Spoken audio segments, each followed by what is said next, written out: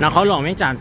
2026หลังจากผ่านพ้นวิกฤตโควิด -19 ในระยะหนึ่งการปรับตัวการขยายตัวในปัจจุบันการเปลี่ยนแปลงถือได้ว่าเห็นหลายๆสิ่งหลายๆอย่างเนาะที่เข้ามาโดยเฉพาะแล้วการปรับปรุงเรื่องของคมนาคมการสัญจรถนนไก่สอนพงวิหารเป็นเส้นหลักของการสัญจรในตัวเมืองนครหลวงเวียงจันทร์และเป็นเส้นทางที่เชื่อมเข้ากับหลายๆเส้นทางอ้อมหอบของนครหลวงเวียงจันทร์และในปัจจุบันเส้นทางดังกล่าวกลายเป็นเส้นทางที่ใช้ในของรถเมล์ BRT หรือว่ารถเมล์ด่วนของนครหลวงเวียงจันทร์ที่เปิดแลนในปัจจุบันเราก็จะเห็นภาพบรรยากาศของการนำใช้รถเมล์ดังกล่าวในปัจจุบันถ้าเปรียบเทียบราคาน้ำมันขายหน้าปั๊มในนครหลวงเวียงจันทร์ก็ถือได้ว่าปรับราคาลงถือว่าในเมื่อวานนี้มีการแจ้งปรับราคาลงเนาะอยู่ที่น้ำมันไอ้สร้างเนาะ31,500กีบแล้วก็น้ำมันกาส่วนก็จะแมนอยู่ที่31,290กีบเนาะนี่ก็เป็นอีกหนึ่งการเดินทางในนครหลวงเวียงจันทร์โดยเฉพาะแมนถนนไก่สอนพงวิหารดังกล่าวนี้จุดนี้จะแมนเป็นบ้านพลพะเนานั่นเองเนาะทุกท่านถ้าออกจากไก่นี้ไปก็จะแมนเป็นพลเค้งกันและจุดนี้แมนเป็นเอื้อนว่า3 แยกปัจจุบันในนครหลวงเวียงจันทร์เนาะสภาพอากาศแมนได้มีการเปลี่ยนแปลงไปในแต่ละมื้อเนาะบางช่วงเวลาก็จะมีฝนตกและแดดออกบางช่วงเวลาก็จะเบิดมื้อเลยคือเมื่อวานนี่เป็นมื้อนึงเนาะที่มีฝนตกตลอดมื้อเลยและจุดนี้จะเป็นสี่แยกไฟแดงเนาะถ้าเลี้ยวทางกำซ้ายมือก็จะแมนไปใส่ที่สะพานมิตรภาพหรือว่าขวามิตรภาพไทยลาวแห่งที่1เวียงจันทร์หนองคายนั่นเองและปัจจุบันนี้เนาะตามเรียกห้องของสังคมและผู้นำไส้เนาะให้เอาเคิร์ฟหรือว่าจุดขั้นเนาะของแล้วเบ็ดรถเมล์ BRT อยู่ในสถานีเพราะว่าแต่ก่อนหน้านี้เนาะเขาก็จะได้เห็นว่าในจุดที่เป็นเส้นแต้มสีเหลืองแมนจุดที่เพิ่นกั้นเอาไว้เฉพาะเนาะของรถเมล์ BRT ซิจาแลนด์หรือว่ารถเมล์ด่วนแต่ว่าเพิ่นได้เอาออกไปและก็ยังจงเอาไว้อยู่ในส่วนที่อยู่ในสถานีและปัจจุบันนี้เนาะอยู่ที่สถานีที่เป็นเคิร์ฟเพิ่นก็ได้นำเอาออกกันแล้วเนาะเพื่อการสัญจรอย่างสี่มันก็สะดวกสบายขึ้นนั่นเองเด้อทุกท่านและนี่ก็คือแมนแถวพลเค็งนะเด้อทุกท่านนะค่อยพลเค็งนั่นเองในส่วนของทางด้านหน้าก็จะแมนเป็นวงเวียน450 ปีเนาะทุกท่านเป็นจุดเปลี่ยนเส้นทางเข้าออกในตัวเมืองนั่นเองและถัดต่อจากนี้ไปเขาก็จะแมนเข้าสู่ในประตูไซรถเมล์ BRT ปัจจุบันนี้เนาะเพิ่นก็แลนให้บริการอย่างเต็มระบบแล้วเนาะตั้งแต่จุดต้นและก็จุดสิ้นสุดของสถานีนอกจากนี้เนาะเขาก็จะเห็นได้ว่าคนลาวเขาโดยเฉพาะในนครหลวงเวียงจันทร์นี่การนำใช้รถสาธารณะก็มีอยู่เนาะแต่ก็บ่ได้หลายเท่าที่ควรส่วนหลายแล้วคนลาวเขาก็จะนิยมการนำใช้รถส่วนตัวหลายกว่าในการนำใช้รถสาธารณะนั่นเองและปัจจุบันนี้เนาะในขอบเขตหลายๆพื้นที่ของนครหลวงเวียงจันทร์นอกจากจะมีการปรับและนอกจากว่าจะมีการสร้างอาคารที่เกิดขึ้นใหม่ๆแต่ว่าในปัจจุบันนี้ในส่วนของขอบเขตพื้นที่ที่ได้เห็นหลายที่สุดเลยก็แมนแถวดวงนาโซกเนาะแถวเมืองสีโคตรบองแถวแคมป์ของนั่นเองก็จะเห็นหลายเลยแหละในปัจจุบันนี้เนาะสำหรับการก่อสร้างตึกอาคารใหม่ๆเพราะว่าเขตนั้นจะมีในส่วนของนักธุรกิจต่างๆเนาะที่เพิ่นมาลงทุนมาเซาพื้นที่ในการสร้างตึกอาคารแล้วก็ที่พักอาศัยและนี่จะเป็นเขตโพนสะอาดเลยทุกท่านในจุดนี้เอาออกจากนี้ไปทางด้านหน้าก็จะแมนเป็นห้างเนาะที่กำลังจะเปิดใหม่ให้บริการในมื้อวันที่8เนาะที่จะมาถึงนี่ก็คืออีก 2-3 มื้อข้างหน้านี่เองเนาะในการเปิดอย่างเป็นทางการก็คือเป็นห้างของในกลุ่มโคลาวเนาะหรือว่าห้างของเกาหลีนั่นเองเนาะที่เพิ่นมาเปิดอยู่ในนครหลวงเวียงจันทร์เป็นห้างทำอิฐใส่ชื่อว่ากอกเมกาปะตูใสเนาะนี่อยู่สี่แยกไฟแดงพลสะอาดนี่เลยเนาะทุกท่านนี่นะจุดนี้เลยนี่ทางด้านหน้านี่ปัจจุบันนี่ก็ถือได้ว่าความพร้อมอย่างต่างๆเนาะในการเกี่ยมเปิดอย่างที่ถือได้ว่าเต็มที่กันแล้วเนาะรอเวลาที่คือกำหนดเอาไว้นั่นเองและในปัจจุบันนี้เขาก็จะเห็นได้ว่าให้ความสนใจหลายได้เนาะ หลายๆท่านนี่ก็ถือได้ว่าให้ความสนใจในการกลับมาแล้วก็การมาเปิดเพราะว่าในปัจจุบันนี้เขาก็จะเห็นได้ว่าห้างหรือว่าศูนย์การค้าเนาะที่มีอยู่ในลาวของเขาโดยเฉพาะนครหลวงเวียงจันทร์นี่มีทั้งหมดก็มี4ห้างและห้างที่5ก็คือแมนห้างกอกเมกาประตูไซนี่เนาะก็คือเป็นห้างที่มีสไตล์และรูปแบบลักษณะที่มีความโดดเด่นและทันสมัยแตกต่างจากหลายๆห้างที่มีในนครหลวงเวียงจันทร์บ่ว่าจะเป็นเวียงจันทร์เซ็นเตอร์ภาคสันศูนย์การค้าลาวไอเต็กและตลาดเศร้าเนาะและนี่คือเป็นห้างที่5ที่จะเปิดในไว้ก็คือเมื่อวันที่8เนาะตามที่เพิ่นขึ้นจอ LED เลยและก็เป็นห้างที่ใกล้กันกับแลนด์มาร์คที่สำคัญในนครหลวงเวียงจันทร์ก็คือประตูไซนั่นเองประมาณ500 เมตรเนาะที่ออกจากประตูไซและมาหาศูนย์การค้าดังกล่าวนี่หรือว่าห้างนี่เองและใกล้การเดินทางมาห้างนี่ก็มาได้สบายเนาะหากว่าท่านใดเป็นนักท่องเที่ยวที่จะมาสิก็สามารถนั่งรถเมล์ BRT แล้วมาลงอยู่ที่ห้างเลยเนาะก็คือสะดวกสบายได้เองทุกท่านเนาะนี่อันนี้สถานีของรถเมล์ BRT กับแมนยูนี่เลยท่านสามารถมาแล้วก็มาลงอยู่นี่ได้เนาะนี่ก็คือเป็นอีกหนึ่งโลเคชั่นและก็เป็นอีกหนึ่งจุดช้อปปิ้งแห่งใหม่ของชาวนครหลวงเวียงจันทร์และก็ของผู้คนเนาะบรรยากาศเนาะอยู่ภายด้านในก่อนที่เพิ่นทดลองเปิดเนาะในอาทิตย์ที่ผ่านมาข้าพเจ้าได้นำพาทุกท่านเนาะเข้าไปเบิ่งบรรยากาศก็ถือได้ว่ามีกลิ่นอายมี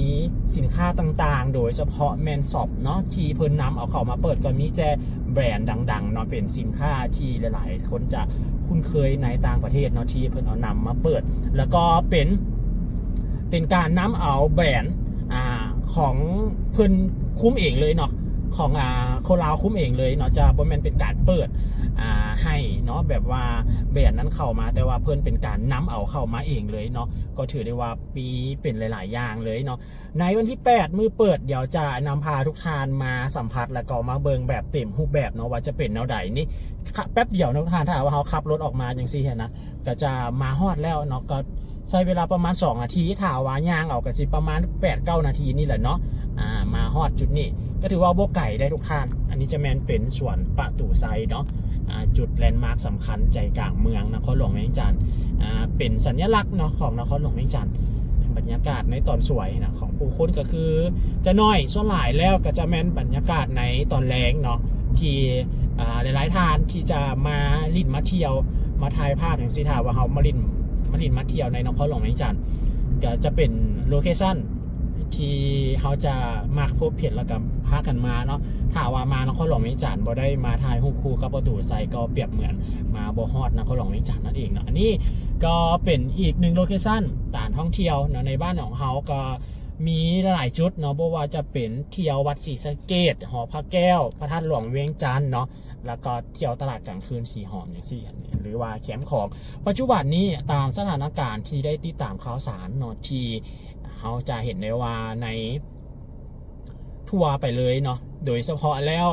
ทางแขวงขมวนแมนเพิ่นได้ประสบปัญหาเนาะเกี่ยวกับฝนตกหนักและกับสภาพอากาศเนาะที่มีการเปลี่ยนแปลงเฮ็ดให้ในหลายๆพื้นที่ของเพิ่นมีน้ำท่วมในอยู่ที่ขมวนเนาะทุกคนถัดต่อจากไฟแดงนี้ไปจะแมนเป็นถนนลานสร้างเนาะจะโบแมนถนนไก่สอนของวิหารจะแมนสิ้นสุดอยู่นี่แหละนับแต่จากนี้ไปก็จะไปฮอดทำเนียบประธานประเทศอย่างที่เห็นทุกท่านก็จะแมนเป็นถนนลานสร้างเนาะเป็นถนนชื่อแล้วก็เป็นถนนที่อยู่นี่แหละเนาะใจกลางเมืองของเฮาเลยในขอบเขตพื้นที่แถวนี้นี่ก็จะแมนเป็นในโซนของกลุ่มบริษัทต่างๆธนาคารต่างๆเนาะในแถว2ข้างทางฝากซ้ายแล้วก็ฝากขวาด้านนี้ก็จะเป็นธนาคารลาวเวียดทางด้านนี้ก็ธนาคารลาวฝรั่งถัดต่อไปก็จะเป็น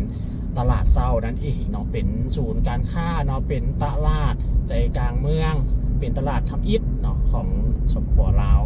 แล้วก็เป็น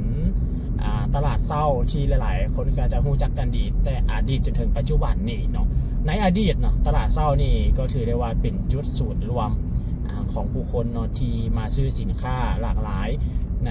ในปัจจุบันนี้มันก็เพิ่มขึ้นแล้วเนาะเพราะว่าจะเป็นห้างต่างๆนะทุกคนแต่ก็ตลาดเศร้าก็ยังเป็นทางเลือกหนึ่งเนาะของผ ผู้คนที่จะมาซื้อสินค้าแล้วก็เป็นจุดหมายปลายทางเพราะว่าอยู่ในนี้มันมีสินค้าหลากหลายและหลายอย่างเนาะที่เราสามารถแต่ต้องถึงได้สำหรับตลาดเช้านี่เด้ทุกท่านเนาะฝากมุมทางด้านนี้เป็นตลาดเช้าอีกฝากทางด้านหนึ่งก็จะเป็นเว้าถึงในส่วนของบริษัทต่างๆนั่นเองเนาะอันนี้เด้ทางฝากทางด้านนี้ถ้าให้เบิ่งการเปลี่ยนแปลงเปรียบเทียบในก่อนโควิดกับปัจจุบันนี้เนาะในความรู้สึกของเบาเขียวเองก็เห็นได้ว่ามันก็มีหลายๆอย่างได้เนาะที่ปรับเปลี่ยนมีหลายๆอย่างเนาะที่เข้ามาและมีหลายๆสิ่งเนาะที่เฮ็ดให้เราได้เห็นอีกมุมมองต่างๆในนี่เนาะในมุมนี้ก็14 โมงกับ29 นาทีเป็นช่วงเวลาของการสัญจรที่ว่ารถก็จะบ่หนาแน่นแล้วก็บ่หลายในเท่ากับสภาพตอนเวลา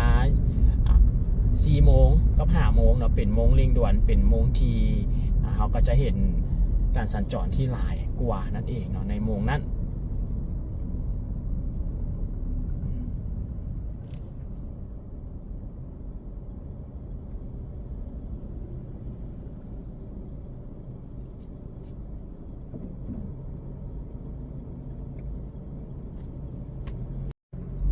ด้านหน้าจะเป็นทำเนียบประธานประเทศหรือว่าหอคำนั่นเองปัจจุบันการท่องเที่ยวในนครหลวงเวียงจันทร์เนาะนักท่องเที่ยวที่เดินทางเข้ามาเที่ยวในบ้านเฮาหลายที่สุดเลยอันดับหนึ่งก็แม่นนักท่องเที่ยวทางประเทศไทยห้องลงมาก็จึงแม่นเป็นจีนเป็นเวียดเนาะถัดต่อไปก็จะแม่นทางฝรั่งเนาะทางยุโรปทางต่างๆที่เข้ามาเที่ยวมาสัมผัสกับความบรรยากาศในทางบ้านเฮาเนาะนี่ทุกท่านออกมาจากนี้หน่อยนึงนี่ฝากทางด้านนี้ก็จะแม่นเป็นหอพระแก้วนี่เนาะนี่ฝากทางด้านนี้ใกล้ๆกันเลยทุกคนจะสังเกตเห็นเอาว่าเส้นทางในตัวเมืองนครหลวงเวียงจันทร์เนาะเส้นทางที่สำคัญแล้วก็หลายๆเส้นทางเพิ่นได้น้ำเอาเป็นแท่งเหล็กนี่มาใส่ได้ทุกท่านเนาะจะสังเกตเห็นเป็นแท่งเหล็กประมาณนี้เลยทั้ง2 ข้างทางเลยแต่ก่อนนี่เขาก็จะเห็นเห็นว่าจะมีรถเนาะมาจอดเนาะรถมาจอดมาอันนั้นใส่เนาะแต่ว่าตกมาปัจจุบันนี่มันบ่สามารถจอดได้แล้วเนาะปัจจุบันนี้ก็ถือได้ว่าเป็นอีกวิธีหนึ่งในการบ่ให้เนาะรถที่จะมาจอดมาอันนั้นเพราะว่าเพิ่นกระจงเป็นฟุตบาทไว้ให้สำหรับผู้คนหรือว่านักท่องเที่ยวอันที่จะย่างนั่นเองเด้อทุกท่านถ้าต่อมานี่ก็จะเป็นวงหม่องมโหสถนี่ทางด้านนี้พระมโหสถนี่มันจะมีทางด้านหลังกับทางด้านหน้าเนาะจุดนี้นี่จะเป็นทางด้านหลังทางด้านหน้าแล้วมันจะมาแต่ถนนเจ้าฟ้างมพุ่นเดทุกท่านเป็นห้องหมอศูนย์กลางอีก1ห้องหมอเนาะที่ว่าใหญ่ในนครหลวงเวียงจันทร์เบิ่งเปรียบเทียบแล้วเนาะบรรยากาศก็สิเป็นประมาณนี้เนาะท้องฟ้าก็ครึ้มๆสีกินอายคือฝนที่จะตกและปัจจุบันนี้ก็หลายๆเส้นทางเนาะหลายๆจุดนี่เพิ่นติดตั้งไฟแดงไฟอำนาจใส่เบิดแล้วเนาะแล้วทุกท่านจะเห็นว่าทางฟ้ากำนี้นี่แต่ก่อนนี่จะมีห้างขายรถของ Honda เนาะนี่เก้ายอดเก้าเลี้ยวนี่เนาะเก้ายอดนี่เนาะทางด้านนี้นี่แม่นั่นเพิ่นได้มั่งออกแล้วเด้อทุกท่านเก้ายอดเนาะนี่ทางด้านนี้ถ้าต่อมาก็จะเป็น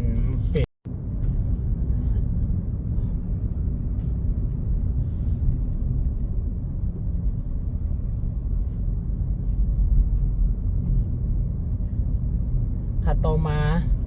ก็คือเป็นอีกจุดหมายปลายทางของนักท่องเที่ยวเช่นกันเนาะที่จะมากราบไหว้สักการะบูชาวัดสี่เมืองเนาะ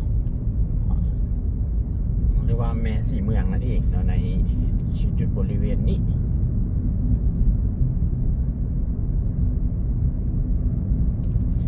ถ้าว่าเขาสิไปขวามิตรภาพเนาะ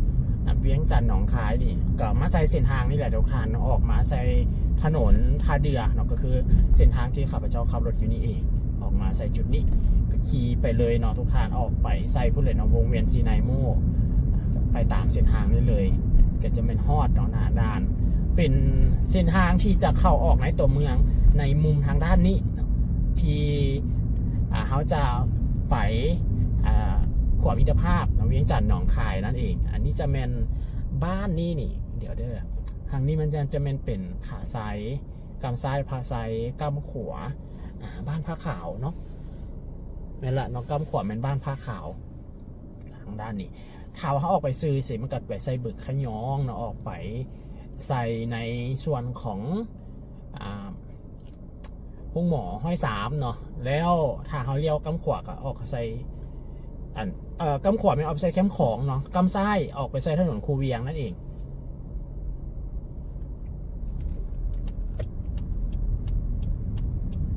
อันนี้ก็แม่นเป็นภาพบรรยากาศเดินทุกทานเนาะบรรยากาศกินอายเนาะของนครหลวงเวียงจันทร์บรรยากาศกินอายผีชีวิตของผู้คนนั่นเองโค้งกลับมานี่ก็จะแม่นเป็นบ้านมันจะมีผาไซโพไซเนาะแถวนี้ฮะนะมันจะออกบ้านออกซื้อไซเบิดเลยเนี่ยผาไซนี่ฝากทั้งกำมันซ้ายมือกำขวามือเนาะแถวนี้จะมีห้านข้าวเปียกห้านเฝออาหารดังๆเนาะแถวนี้ก็จะมีหลายได้เนาะแถวนี้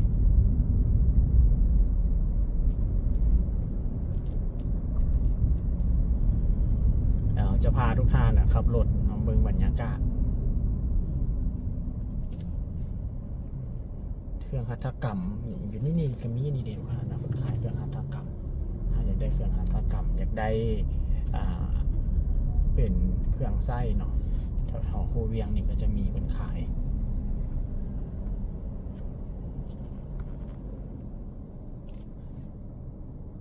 จุดนี้จะเป็นวงเวียนเนาะมันจะเป็นทางสามแยกก็คือถ้าเขามาทางด้านนี้นี่เนี่ยก็จะเป็นออกไปใส่เส้นทางแคมป์ของเนาะกลับคืนเนาะถ้าไปซื้อคือขับเจ้านี่มันจะมีเลี้ยวซ้ายกับเลี้ยวขวาเลี้ยวซ้ายนี่จะแมนกลับไปใส่ศูนย์การค้าเนาะบอกว่าจะเป็นพักซันบอเวียงจันทร์เซ็นเตอร์ตลาดเศร้าอย่างสี่นะหาเลี้ยวกำขวามันก็จะออกไปใส่ถนนคูเวียงหรือว่าออกไปใส่บึงขยองไปประมาณนี้เนาะ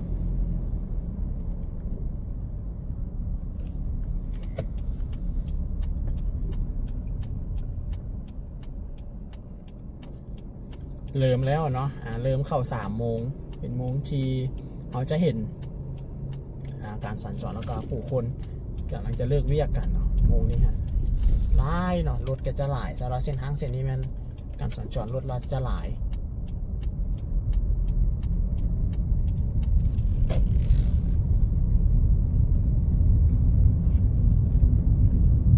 ถนนคูเวียงก็เป็นอีกหนึ่งถนนในทุกทางที่เราจะเห็นว่ามีต้นไม้ขนาดใหญ่เนาะปัจจุบันนี้นะอยู่อีกฝั่งด้านหนึ่งแต่ว่าในอนาคตนี่ข้าพเจ้าบ่แน่ใจเนาะว่าจะเป็นแนวใดแต่ว่าในปัจจุบันเราก็จะเห็นหลายแล้วแหละเนาะเป็นต้นไม้ว่าต้นหำงัวใหญ่เลยแหละเนาะแต่ว่าในช่วงระยะที่ผ่านมาแต่ละปีเนาะโดยเฉพาะแล้วเมื่อใดที่มีฝนตกแรงมีพายุจังสิเนาะต้นหำงัวที่มีอายุหลายปีแล้วบวกกับกิ่งงางไม้เนาะที่มันหลายแล้วนะฝนตกมาอย่างสิมันก็จะหับน้ำหนักบ่ได้มันก็จะหักลงมาเนาะบางต้นก็จะล่มอย่างสิเห็นเนาะก็เลยเฮ็ดให้ว่ามีผ่านมาก็เห็นได้เห็นมีหลายต้นแล้วเนาะที่โคนหักลงอย่างสิเห็นเนาะแล้วในจุดนี้นี่เพิ่นจะมีโครงการขนาดใหญ่อีกหนึ่งโครงการได้เนาะเอิ้นว่าลาวเซ็นเตอร์เนาะเป็นโรงแรมแล้วก็เป็นอพาร์ตเมนต์เนาะโรงแรมอพาร์ตเมนต์เนี่ยทางด้านนี้เนาะเป็นคอนโดอยู่ในทางด้านจุดนี้เลยนี่ขนาดใหญ่เนาะกำลังสร้างอยู่นี่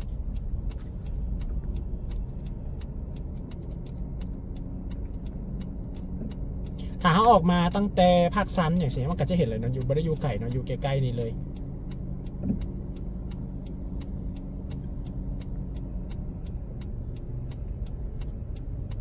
อยู่ตัววงเวียนนี่แหละเนาะทุกท่านในจุดนี้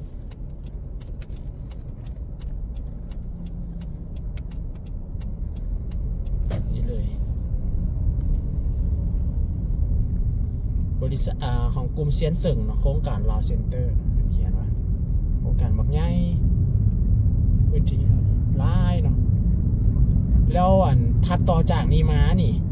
ก็จะแมนเป็นภาคซันนี่นะเป็นศูนย์การค้านี่ถ้าต่อจากภาคซันไปอีกฝั่งข้างกำด้านหนึ่งเนี่ยของภาคซันก็จะแมนเป็นในส่วนของ ซึ่งโปรวันเนาะเป็นโครงการที่เพิ่นจะสร้างโรงแรมแล้วก็คอนโดอยู่กงกันข้ามกันกับอันพักสันนี่เด้อทุกท่าน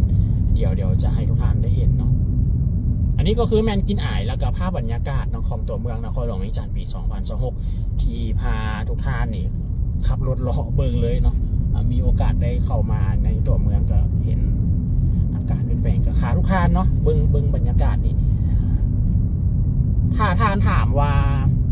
ห่างที่ว่าใหญ่ที่สุดใน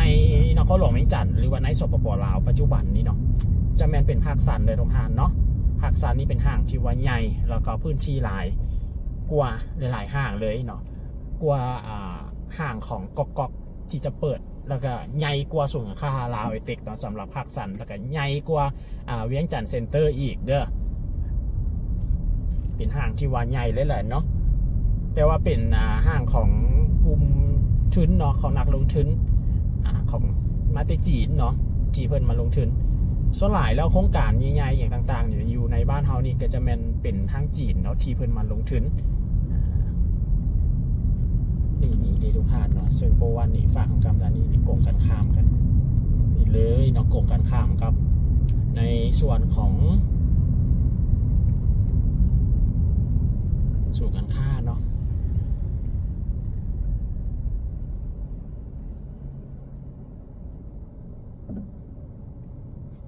และถัดต่อจากภาคซันไปมันก็จะแมนเป็นเวียงจันทร์เซ็นเตอร์เด้ทุกท่าน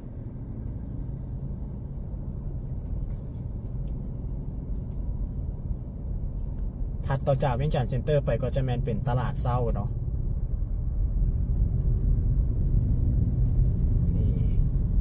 นี่จะแมนเป็นถนนคูเวียงเด้อเนาะบรรยากาศนี่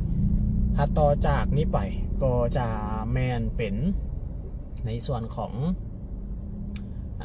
เวียงจันทร์ไลน์เซ็นเตอร์เนาะเป็นทั้งโรงแรมคอนโดแล้วก็เป็นทั้งศูนย์การค้าเนาะสำหรับเวียงจันทร์ไลน์เซ็นเตอร์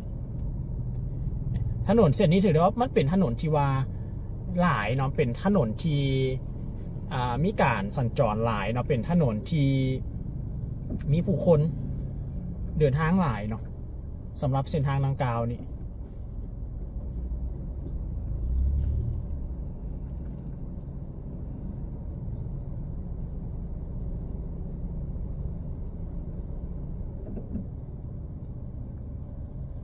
แล้วก็เป็นเส้นทางที่ว่ารถติดหลายเพราะว่าจะเป็นช่วงใดเวลาเดี๋ยวก็ตามเนาะทุกท่านสำหรับเส้นทางนี้ไปได้บ่แห่งในช่วงที่เพิ่นมีการจัดงานหรือว่ามีเทศกาลต่างๆเนี่ยแถวนี้รถจะไล่แน่นเลยขอบเขตบริเวณทั้งศูนย์การค้าเนี่ยแล้วเขตนี้เนาะเพิ่นจะปักหลักหรือว่าจัดให้เป็นโซนของเศรษฐกิจนะอยู่ในทางจุดนี้ฮะนะเป็นโซนของในส่วนที่ไส้ว่าเขตของศูนย์การค้าบเนาะเขตของศูนย์การค้าเนาะเขตของที่พักอาศัยอย่างซี่ฮะนะจะจัดให้อยู่ในพื้นที่นี้ทั้งหมดเลย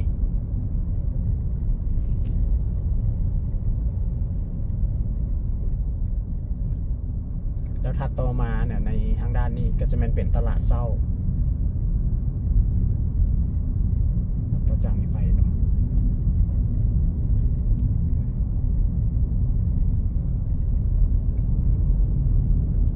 สถานีของตลาดเศร้าเนี่ยมันอยู่ทางด้านนี้เนาะสถานีรถมีบรรยากาศจะเป็นประมาณนี้ในส่วนตลาดดอนจันหรือว่าตลาดขวดดินกำลังนะทุกท่านจะเปิดบริการในไวๆนี้เนาะกำลังที่จะให้บริการเนาะนี่ทุกท่านเนาะคนลาวนี่จะนิยมใช้รถส่วนตัวหลายกว่ารถสาธารณะเนาะบางคนก็จะโมงต่างๆหรือว่าช่วงเวลาต่างๆนี่รถส่วนตัวจะไล่ในตัวเมือง